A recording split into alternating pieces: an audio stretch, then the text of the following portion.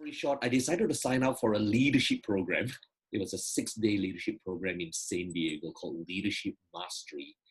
And it was on that program when I saw a speaker on stage who I believe used to be a former engineer, and here he was inspiring people with the change he'd made, and he traveled around the world as a coach, and he spoke so authentically and so spontaneously that, I've only had a couple of moments in my life, Andy, when I kind of had this deep knowing, this is what I'm meant to be doing.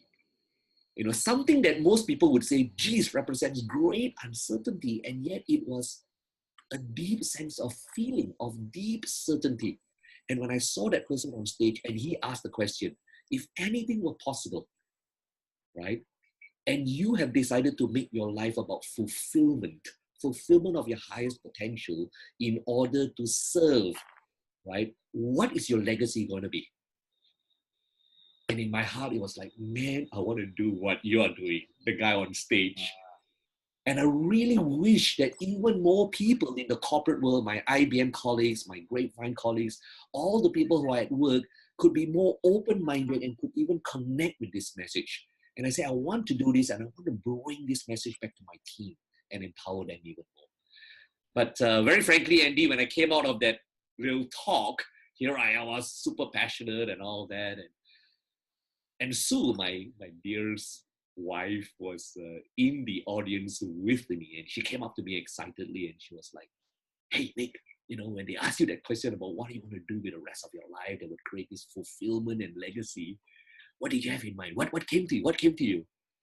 And frankly, I was so afraid about her response. I was only half truthful. I was like, yeah, I'm thinking about it. I'm not sure. Because here we were, age 37, 3 young ones in tow. I think our kids were probably at that time 9, 7, and 3, and in schools, we had all these aspirations of putting them to the best schools we could afford because that's what my parents did for us, humble teachers. So I felt I had this obligation to do the same for them. And a huge mortgage in a nice suburb.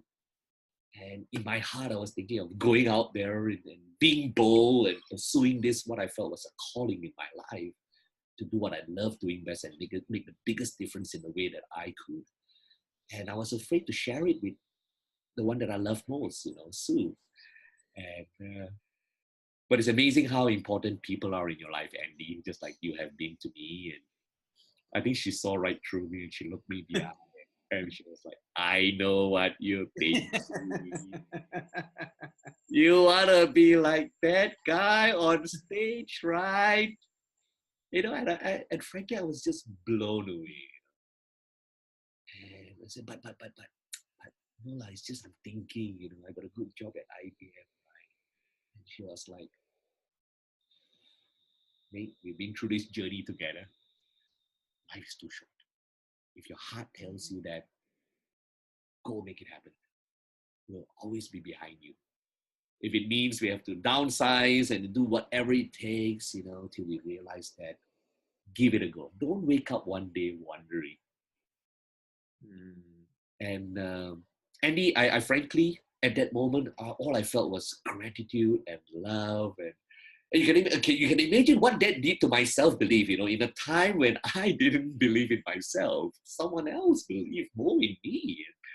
And that lifted me, and it was like, yes, this is going to happen. I got my partner right behind me, and watch out, world, right? But, frankly, looking back now, I probably didn't at that time even put myself in her shoes to understand how vulnerable she must have been by saying, mate, you got to do this. And, mate, you got to have great people in your life. I know that you know that.